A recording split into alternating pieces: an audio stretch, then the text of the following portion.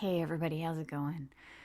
So there are these legends you may have heard about of a land that went under the sea in ancient times. The Greeks call it Atlantis, but in the biblical text it's called Tyre or Tyrus, and it's in the prophetic books of Isaiah right here, Jeremiah, and Ezekiel, and probably many other places as well.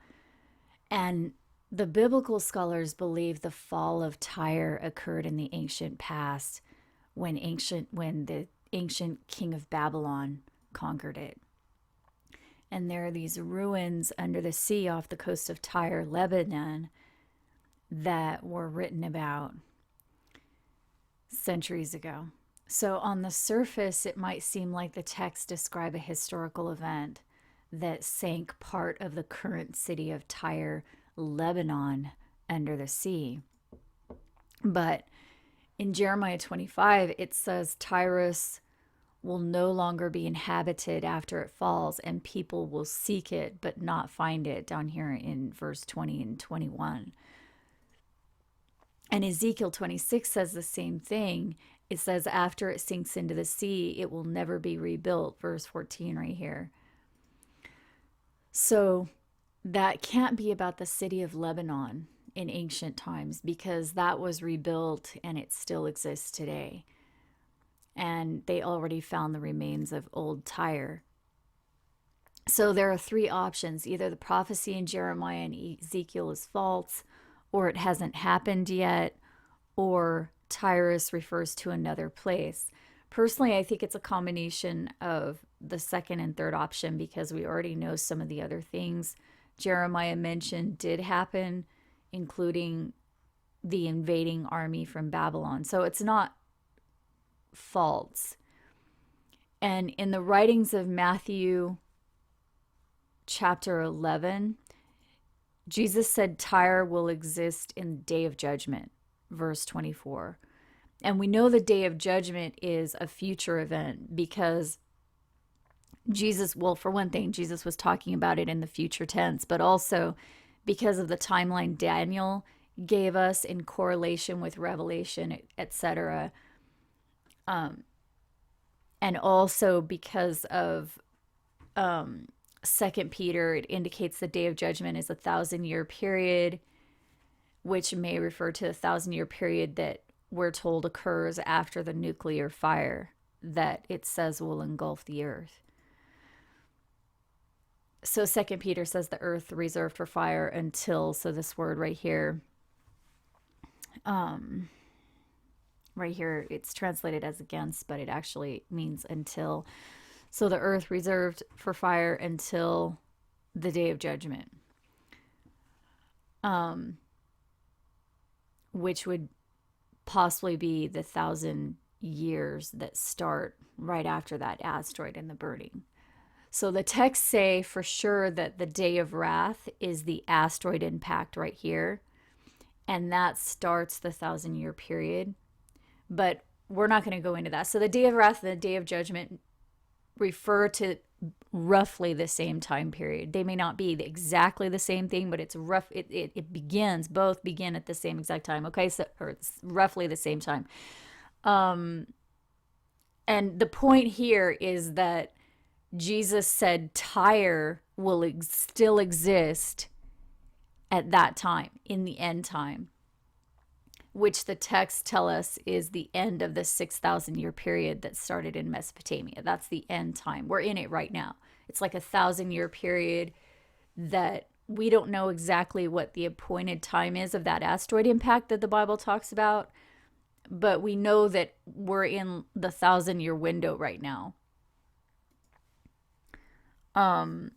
Okay, so if Tyre will exist until the end time, according to Jesus, and once it sinks into the sea, it will never be found again, according to Jeremiah 25 right here, and will never be rebuilt, according to Ezekiel 26 right here, then the invasion of Tyre, Lebanon by the king of Babylon was not the only prophesied event, because it was rebuilt after that, and the ruins off the coast were found. So the texts tell us Tyrus will never be found again, and it will still exist in the day of judgment. So the prophesied sinking into the sea has not happened yet. It refers to a place that exists now. It must be that. So, and in the text, Tyrus or Tyre is often associated with the fall of Babylon the Great, which we figured out is the pink area right here. And the texts also call this area spiritually Sodom and Egypt.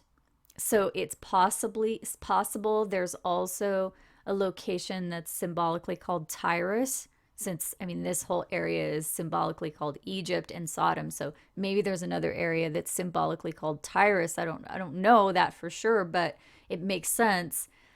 And the other thing is the land of Tyrus is not the same as Babylon the Great, because Jeremiah 25 says it's inhabited by seafaring men in verse 17.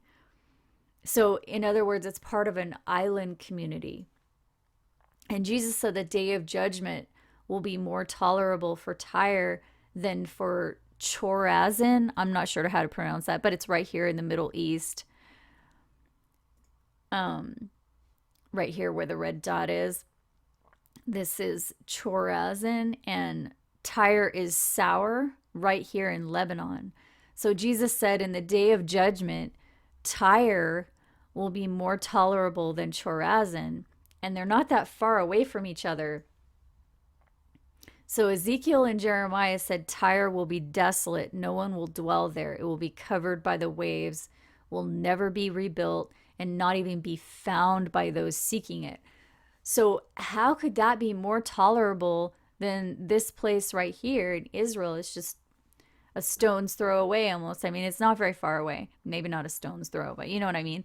The texts clearly say the destruction is caused by the waves. It will be covered by the sea, and we're told what causes the waves. The texts tell us it's the asteroid impact in the Sea of Babylon, which seems to be right here, the Atlantic Ocean.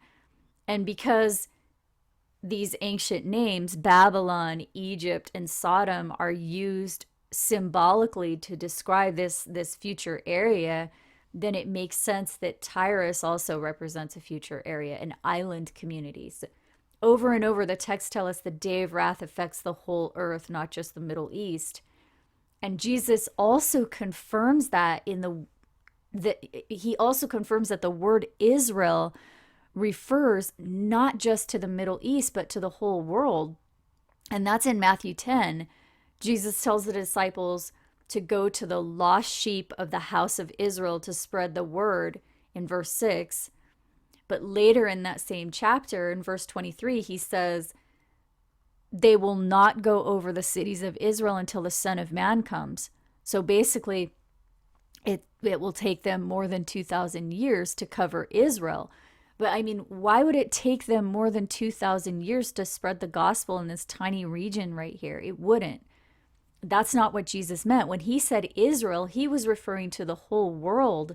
He clarifies that in Mark 16. In verse 15, he says he wants them to go out into the whole world to preach the gospel. So go out into the whole world to preach the gospel. Go to the house of Israel to preach the gospel. And you won't complete that task until the Son of Man comes. So it's going to take you over 2,000 years to do that. So that's more confirmation right there that true Israel is the whole earth. Jesus said it himself. And we've talked about this before. The Homo sapiens, Jacob, the smooth one, crossed the Red Sea to populate the whole earth. Science actually confirms that legend. And all of humanity is the house of Israel. Yes, the exodus out of Africa first brought them into the southern Levant, but they spread out after that. And that's who we are, that everybody, all of humans on the planet. The 12 tribes encompass all humans. So if the texts tell us true Israel covers the whole earth, and Babylon the Great, also known as Egypt and Sodom, covers this pink area right here, then the question is, okay, where is end time Tyrus?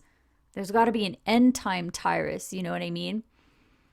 Since all of these other places have an end time location, then Tyrus probably does too. So the texts indicate Tyrus is a land of islands, and there are some in the Atlantic Ocean, right here, the Caribbean. And that makes sense since it seems we're told the asteroid will hit the Atlantic. However, it seems likely that the Atlantic island community would be completely wiped out by that. Um, I mean, I hate to say that. I'm just trying to understand what it's telling us here. It seems like if an asteroid were to impact the Atlantic Ocean, it would, and if it was as big as a mountain, like Daniel said, once it hits the Earth, it'll actually be a big mountain in the land after it hits. And we know asteroids burn up as they enter the atmosphere. So if that thing is still as big as a mountain after it hits, it is a huge asteroid. Um, and so I'm thinking if that's what's going to hit the Atlantic Ocean, then these islands right here, the Caribbean, it seems like they'd be completely wiped out. Jeremiah 25 says the islands will shake at the sound of the fall, and the princes of the sea will clothe themselves with trembling and sit upon the ground and be astonished at Tyrus and take up lamentation for Tyrus, saying, how Tyrus was destroyed, the renowned city that was strong in the sea and inhabited by seafaring men. Well, if they're sitting on the ground and they're sad and they're taking up lamentation, then they're still alive. So, um, it seems like, and then it goes on to say, the Lord says to Tyrus, I will bring up the deep upon you, great waters shall cover you. I will bring you down into the pit with the people of old time, and you won't be inhabited or even found by people who seek you in the future. So it sounds like one island community is trembling because the other island community sank into the sea. Okay, so let's just look at the oceans for a second. The East Pacific Ocean is really deep. You can see by the color. This is Google Earth. The shallow areas are over here, like in the Gulf of Mexico, that's more shallow. And the ocean off the East Coast right here, so you can see around Florida, this is shallow. And the ocean over here off the East Coast is more shallow than the ocean off the West Coast. So the West Coast of the US is not it. It's not where that island community is. It says it has to be a community that sunk under the sea before, because it said the island community will sink into the pit with the people of old time. So it sounds like it's a shallow area of ocean that used to be above water at some point in the ancient past. So it's possible that it refers like to the Caribbean right here. We've looked at the reasons the Atlantic Ocean seems to be the location of the future asteroid impact, and obviously the Caribbean would be affected by that.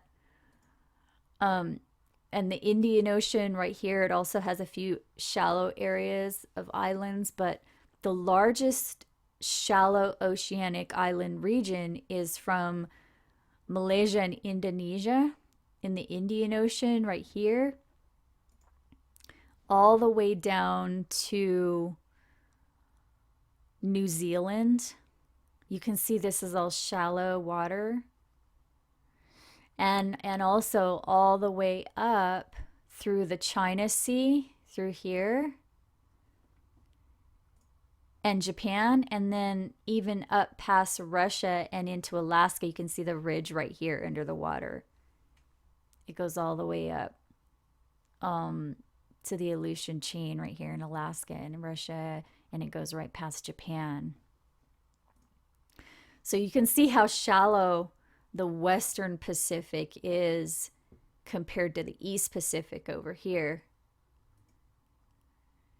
So to me, this looks like the largest shallow sea in the world. You can actually see the land under the water.